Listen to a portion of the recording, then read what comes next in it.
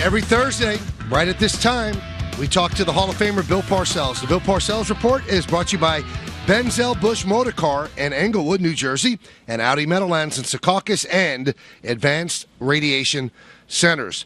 Coach, it's Michael Kay and Don LaGreca. How you doing today? I'm doing well, fellas. Yourself? We're doing okay. I want to run this by you, the timeout situation with the Jets.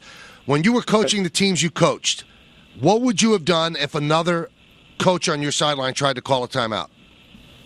Well, I would have already discussed that. I spent quite a bit of time, in the preseason with the staff and, the game management protocol. And actually, we value timeouts very, very greatly. And, I was the only one that was allowed to call timeout. We were particularly had a particular emphasis on the defensive players that they should never call timeout unless it was just dire circumstances. And but basically, it was a no-no for any defensive timeout.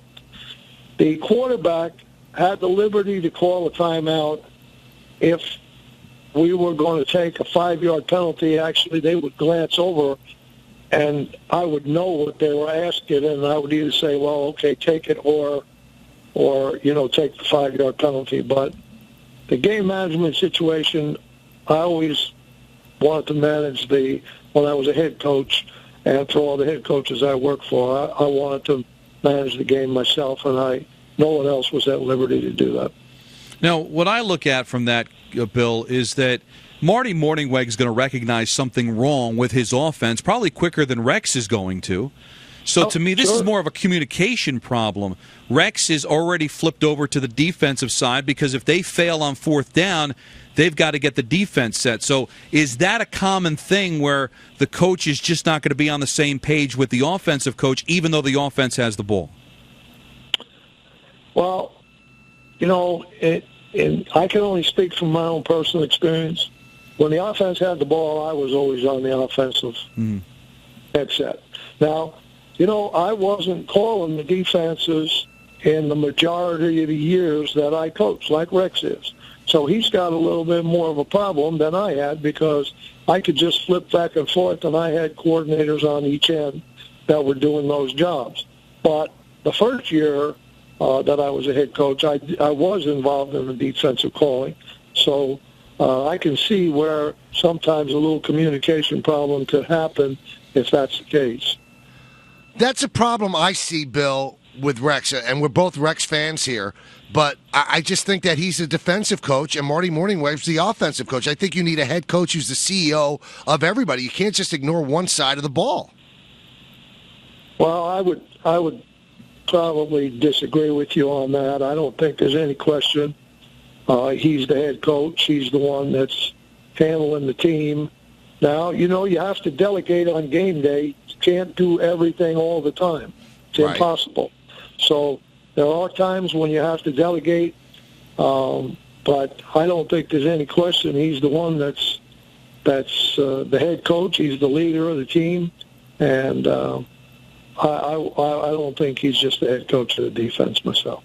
Now, there was always a phrase that was coined associated with you, no medals for trying. So no moral victories going to Green Bay and almost beating the Packers. You got to beat them. But that said, did you see enough in that game to lead you to believe that there are positives that can be drawn, and this is a pretty good football team? Sure. Just because you lose, it's not always all bad. There were some definite positives. They had a lead. They had a good advantage there, and they had a chance to finish them off a couple of times or put them in a dire situation. But when you have Aaron Rodgers, a player like that who's capable, and you have the firepower that they have, which is pretty good offensively, you